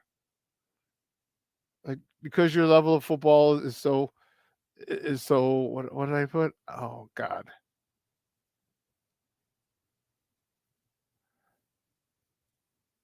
Because your level of football is so elementary, I refuse to engage in any further conversation or something.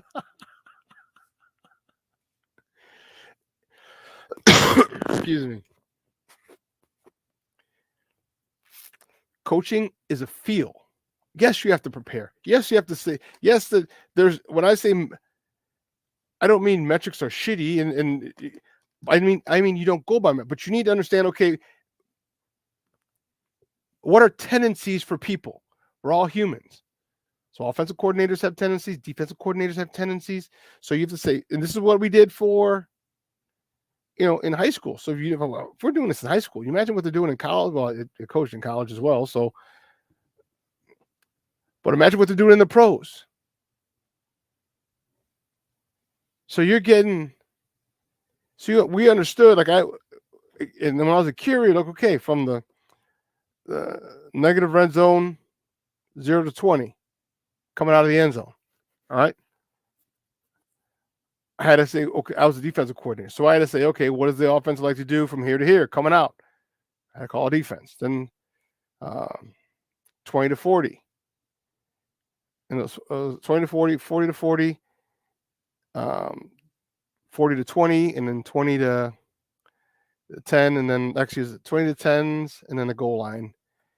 And I had to look at all the percent, not percentages, but the tendencies. So the percentages are the tendencies of coaches, what they did by looking at a couple of games. So they did this X amount of times where they were down there.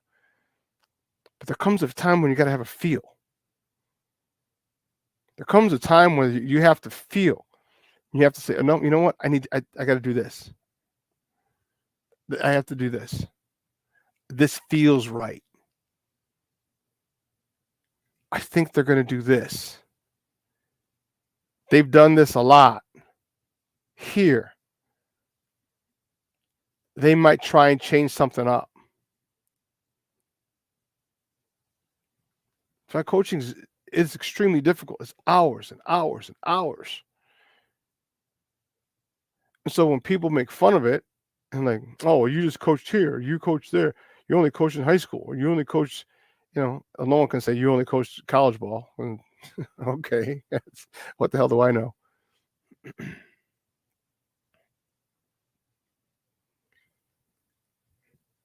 It's an insult. It's insulting because people don't understand the amount of work that it takes, the amount of hours it takes, the amount of sacrifice that it takes. They don't.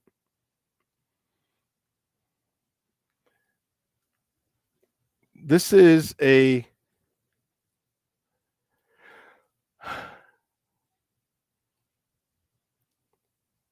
24-hour a day gig when you're a coach. In season, that is.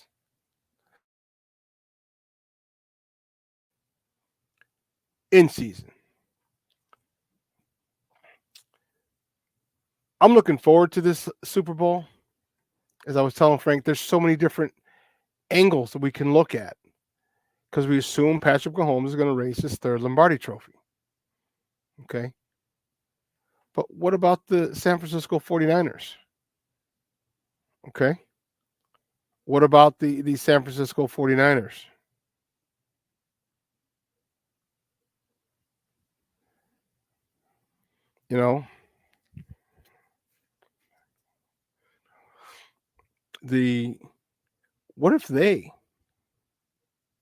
What if they decide to come out and have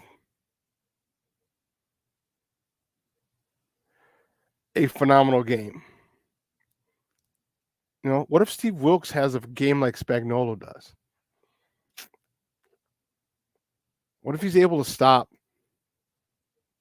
Because it's only one game. It's only one game. And that's the cool part about it. It's not a series. It's not a series where the best team wins. It takes a hell of a lot in a 7-game series for the inferior team to beat the superior team, barring injury, of course. It takes a lot.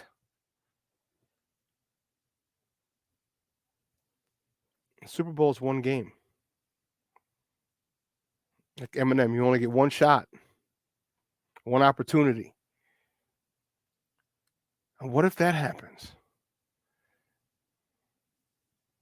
I'm anxious to see how it plays out. I'm anxious to see if Patrick Mahomes is on the road. I'm not anxious to see he's on the road to being as good as Brady.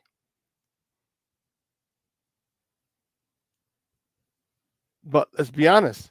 Patrick Mahomes isn't going to have Kelsey much longer. So he better get as many as he can. He needs to win this one, which will give him 3. If Kelsey comes back to the next couple of years, maybe one more to give him 4 before Kelsey retires. Kelsey's 32, 33. You can't be taking those hits, man. And if you watch Kelsey from 3 years ago to now, you see how much quicker and smoother he moves, or he moved back then as opposed to now. It's father time. And then he's part of that stupid group that his girlfriend runs.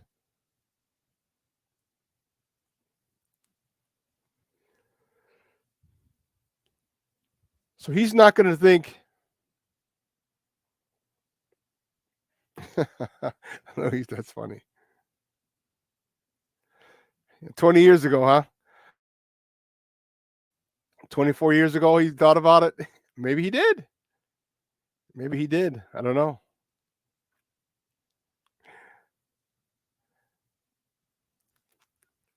But this is the thing that I'm talking. You're going to have.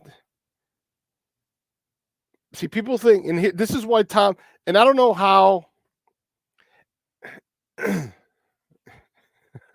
You're stupid.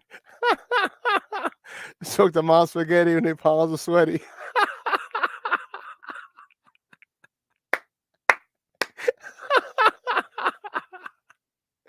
Oh, you're a fool, AC Adam. You're a fool.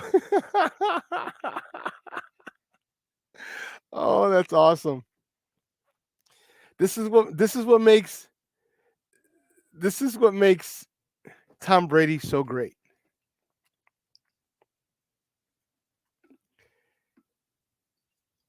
He won it with different receivers.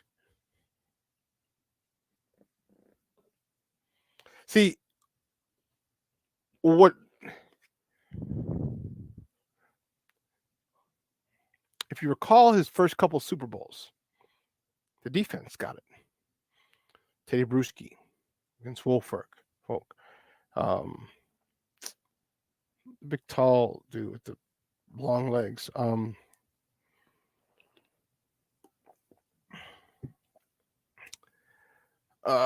can't even think of the other defensive players off the top of my head. But his first couple Super Bowls, maybe 3. It was because of first 2 for sure. He had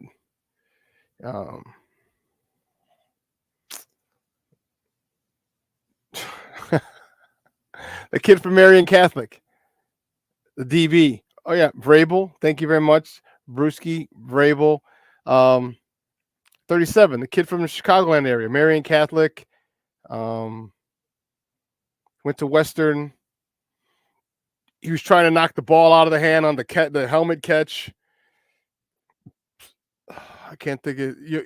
You'll get it when I told you that one. The DB. Someone put it in the chat. I can't think of who the guy. 37 is his number. He does it for Sunday Night Football. Oh, it's on the tip of my tongue. The big nose tackle. Yeah, Vince Wilfork, remember? Yeah, from Miami. What's his first name? Harrison. It's not Marvin Harrison. Because that's all I could think of. That was Marvin Harrison Jr. Rodney. Thank you, AC Adam. Yes, Rodney Harrison. All right, think of the defenses that they had over there. Ty Law. All right. But then as time got older, or as time went on, his last Super Bowls, the rest of them, they're all Tom. But they had a Julian Edelman, they had a Wes Welker, they had an Amendola, same different white dude, 3 different names. All right, they didn't even win it when they had the best receiver in the freaking, probably the number 2 receiver of all time, the second best receiver of all time in Randy Moss. They didn't win it when they had him.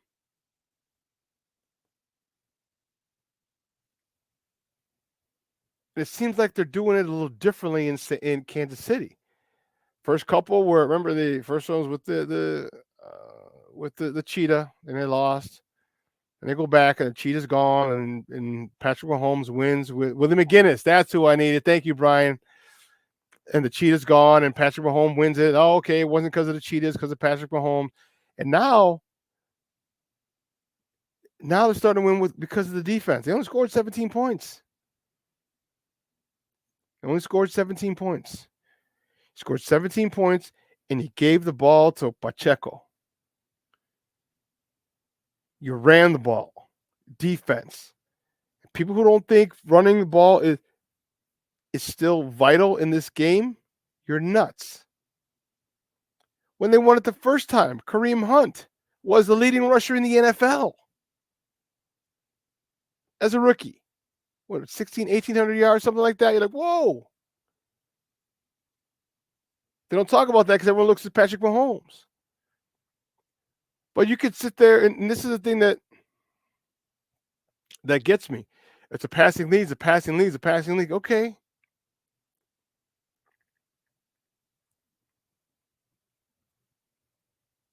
But it's built off the run.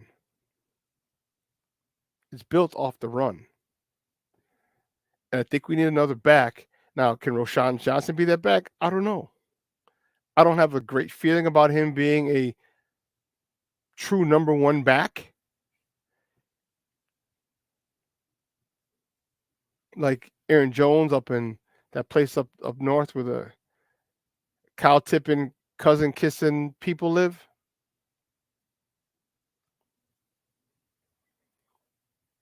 But we need a running back like that. Like, too bad we don't have a guy like Deontay Foreman. Oh, we do have Deontay Foreman.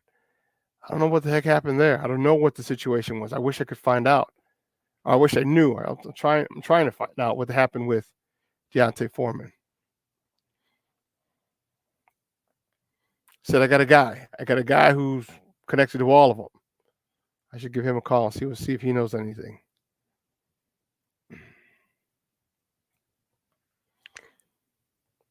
Running is still vital. And now Patrick Mahomes isn't throwing the ball all over the field.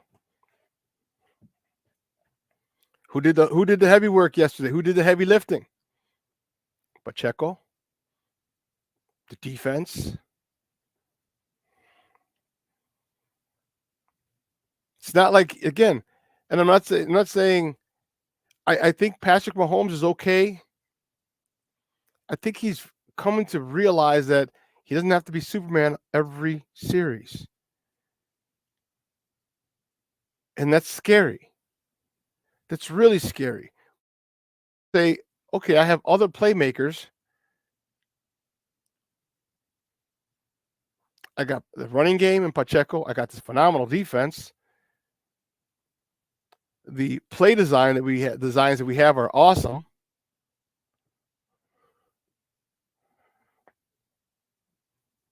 I don't have to do shit until maybe the fourth quarter. Hit a couple passes here, maybe a deep pass one here, but I'm not winning the game. They're not winning the game because of Patrick Mahomes.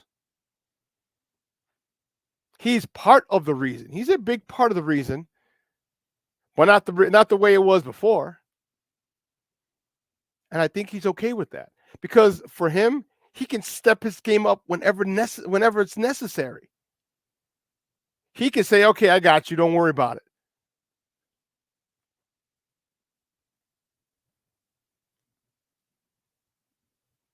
I think that is the scariest part. Because once superstars understand they don't have to do it all, and they empower other people to do their best and be a part of the process,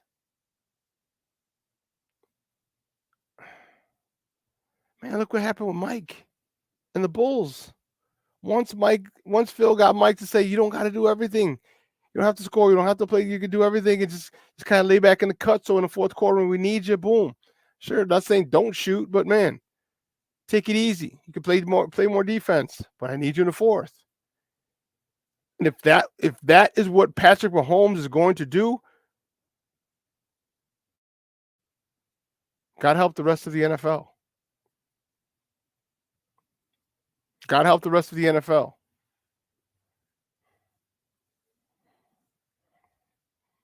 Because if you're letting guys Pacheco move the ball, move the sticks, keeping your defense on the field, you guys get a guy like Marquez Valdez Scantling, making big plays. But you're gonna have to find out who's gonna be his number one dude. Like I know Tyreek Hill was never his number one dude. It's Travis Kelce. It's always been Travis Kelce. Tyreek Hill was just a dude who could, he could throw to it and run past everybody. Who's going to be his number one dude when Kelce goes? And it's not going to be much longer for Kelce. He's 32. He ain't going to be a 35, 37-year-old tight end. It just doesn't happen. And be effective. Uh-oh. So we're going to see. Things change. I mean, how many of us thought Tiger was going to catch Jack? You know what I mean? Like things change. As you get closer to that prize, things change. Time and tide wait for no man. Unfortunately, I didn't get to talk to Frank about the hires. I like the hires. I love the hires. I love our offensive coordinator. I love our defensive coordinator.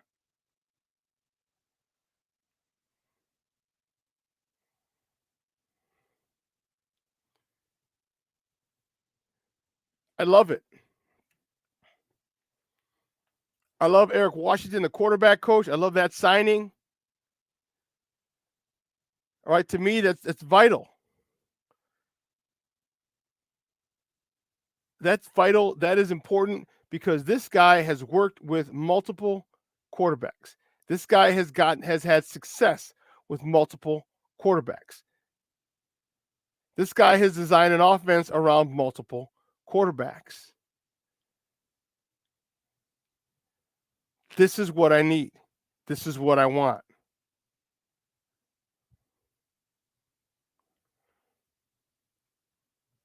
You know, this is,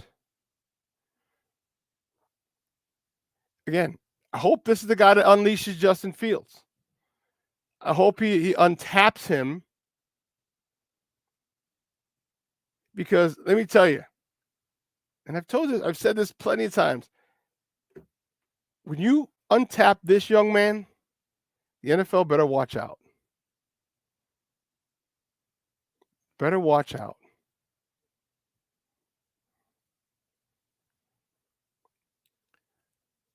I'm not saying he's going to be as good as Mahomes.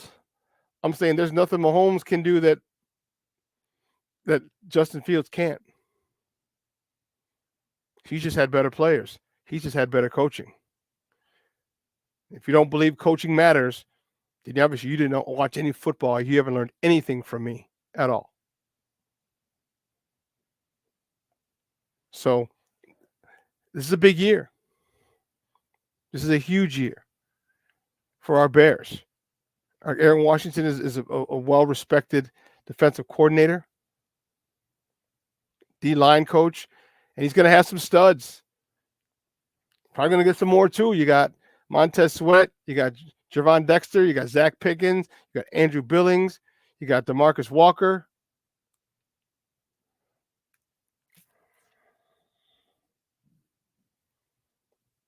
Who else? Oh, Justin Jones. Is he on? Is Justin Jones on? I'm not sure. We're going to get some more. We're going to get more talent.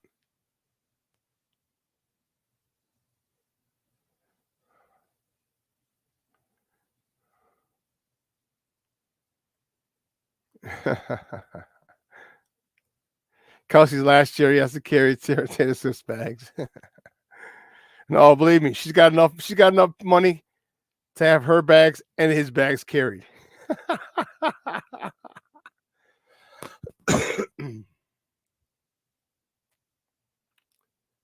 Yeah. The best OC is the one that realized you have to protect your quarterback first. Yeah. Protect your quarterback. Marrying route combos with protection, with dropbacks,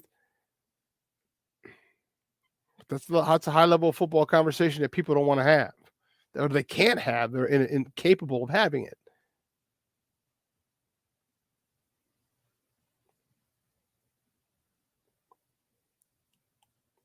You know, I bring everything back to our Bears. And Bearlissimo's in the house. Good morning, Papa. How are you? Or good afternoon to you, sir. You know, I bring it back to the Bears because I look forward to this offseason.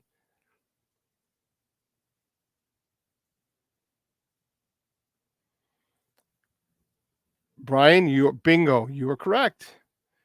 What Casey did at the O-line after Tampa slaughtered them in the Super Bowl a few years later, it helped Patrick a lot. So that's the question. AC, two-hand catch Tony, a.k.a. touchdown Tony, came up big in the last Super Bowl league dress. I don't know. Well, he's got 2 weeks to recover. We'll find out.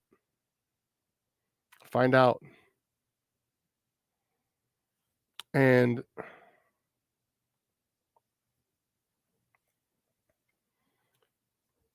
you know, there's a lot riding on the season, whether it's, you know, Caleb, whether it's Justin.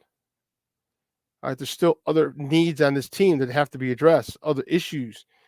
Okay, what do you do with Jalen Johnson? What do you do with Eddie Jackson? Do you cut them? Do you cut Cody Whitehair? Do you cut Lucas Patrick? What do you do?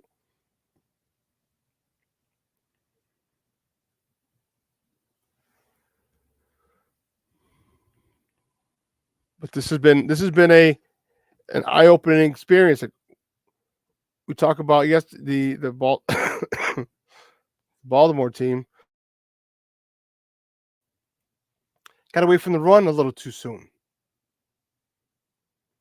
And this is what I can't say because I'm a defensive coordinator, But as an offensive coordinator, you have to say, okay, what am I going to do?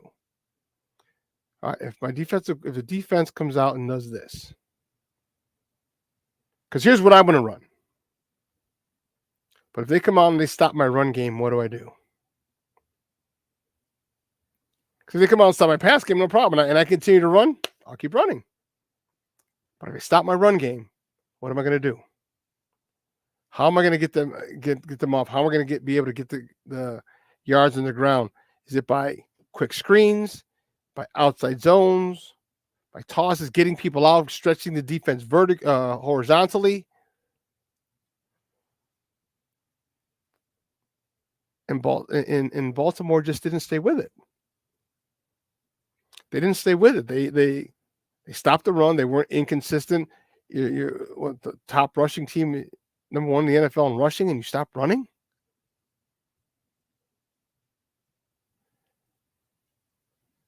Like, you literally you stop with what got you there. And that's fundamental football. It's not, River Bowl gambler like Dan Campbell going for it on fourth down, getting it 62 times during the regular season. We're talking running the ball is necessary. Barely Simple, I agree with you completely. Whaps, traps, counter, you probably say whams. Wham blocks, traps, counters, delays. The one thing that I've said here so often, that I don't understand why the Bears don't, or anyone else doesn't employ. You find their best lead lineman and you wham block his ass first play. First play. With a Junior's in it now. We just woke Junior up.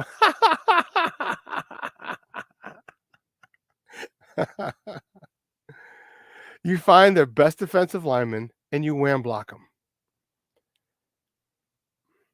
You find their best defensive lineman and you trap him. I would say wham block quickly, because trap might just hold him. If it's a quick block, boom, he holds his position, but the running back can get through. Give me a wham block. Give me a block where, you let him come through. He thinks he's got it, and here comes a 300-pound offensive lineman with a head start. Defensive linemen aren't 300 pounds anymore. 260, 280.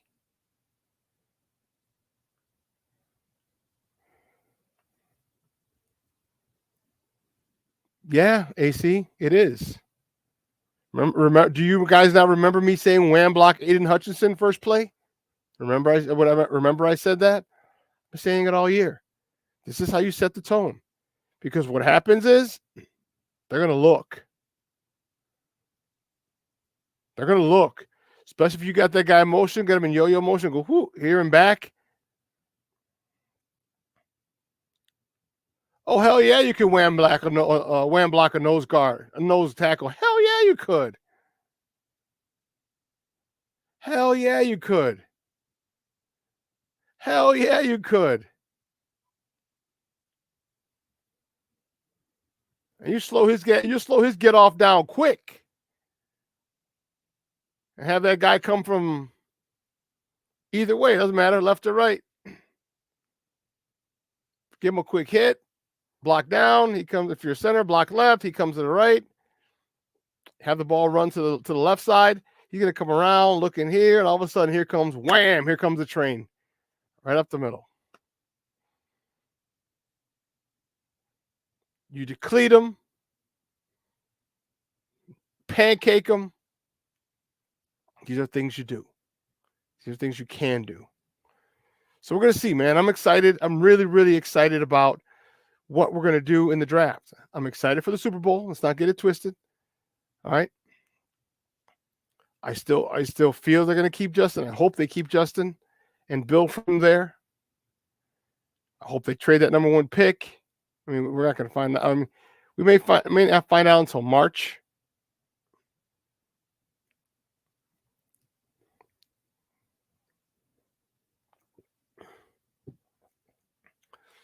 we may not find out till March if they do decide to keep what they're going to do with the number 1 pick overall.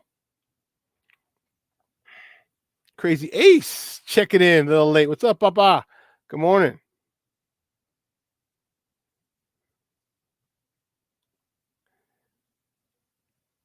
Yeah, you have to. You tell your guards or tackles, go with the intent to clean his sinuses. Hell yeah. I want that motherfucker seeing stars. I want that dude seeing those white spots. You know what I'm talking about, Barelissimo, and anyone else who's played football. You see those white spots when you get your bell rung. Like, whoa. Oh. Whew, hold on. I'll be all right. Give me a second. You just see those white spots. Boom, boom, boom, boom, boom.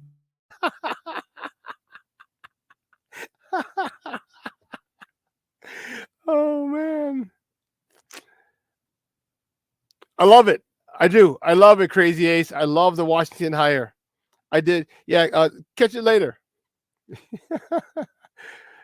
So we'll replay the show later today at 8 o'clock. We have What's Up, Cuz.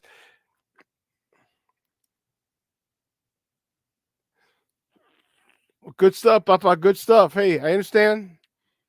Hopefully you can catch us in South Korea. Just, whenever you get a chance, whatever the hour difference is, time difference.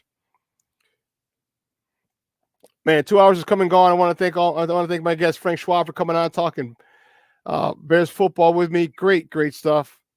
Talking NFC Championship. Actually, we just talked football. NFC Championship Sunday. We didn't even get to talk a lot of Bears with Frank. There was just so much to talk with Championship Sunday. But I want to thank him. Awesome. Make sure you follow his stuff at Yahoo Schwab on Twitter, X.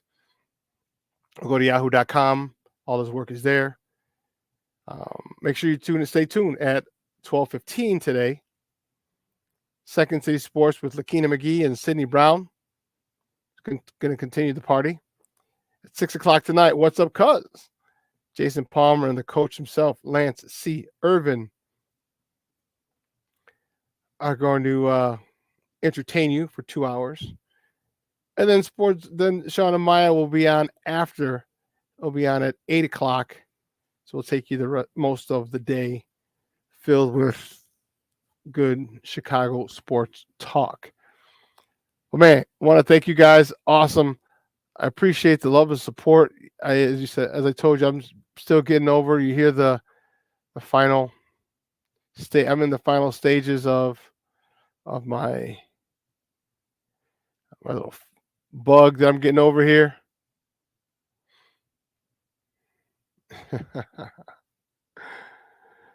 Thanks, Brian. I appreciate it. Have you feel better soon. Shall always see you and talk with you. Have a blessed day. Thank you, sir.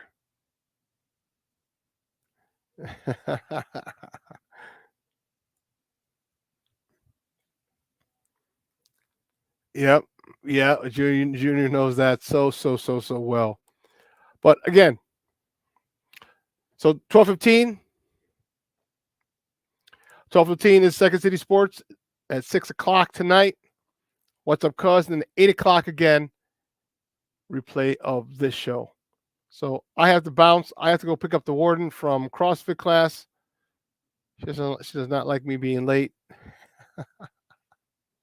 So I appreciate it. We will see you on Wednesday. Same bat time, same bat channel, 9 a.m. to 11 Central Standard Time. So for everyone here at Sports Zone Chicago, executive producer Elliot Baez, Clarence Council III, a social media guy, and my co-host Absentia Maya. I'm your boy, the Superback Shawn Sierra. Guys, we will see you on Wednesday. I am I'm looking forward to getting better. I'm gonna tough it out, Cornelius. I'm a gamer, baby. I'm a gamer. If I couldn't do it on Friday, it had to be really bad. But I'm good now, Papa. I am good now. All right, folks. Your boy, the Superback. I'm out.